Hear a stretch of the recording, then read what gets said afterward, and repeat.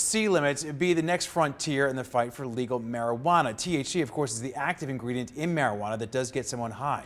And more than 24 states currently allow some form of marijuana use, including Nevada. But Scripps reporter Chris Conte shows us why industry experts are worrying about talk of THC potency limits. In a growing number of states across the country, the prospect of growing and selling marijuana is becoming more and more popular. But as recreational marijuana use becomes more widespread, lawmakers and industry advocates are turning their attention to the next frontier in legal pot, THC potency limits.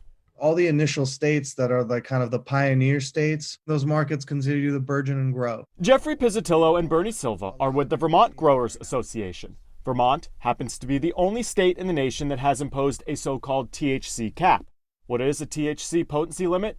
To understand that, you must first understand that THC is the main compound responsible for the drug's psychoactive effects. The higher the THC levels, the higher those effects. We're talking about the dilution of the quality of products in the market. Proponents of THC limits say it makes legalization safer. There's also this. It costs smaller growers a lot more to create products with THC limits. It's just another barrier to entry for small businesses. Hard stop. There's a reason why all of this is getting so much attention. Marijuana is turning out to be an incredibly lucrative industry.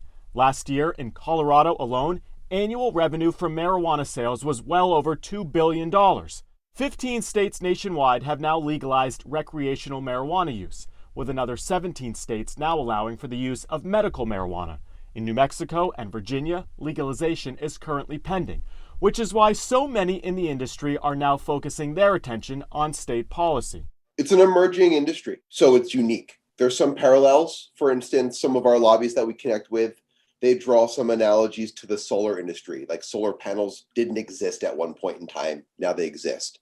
And so there's regulatory framework unfolding. In the push to legalize marijuana, potency limits could turn out to be the next big debate. I'm Chris Conte.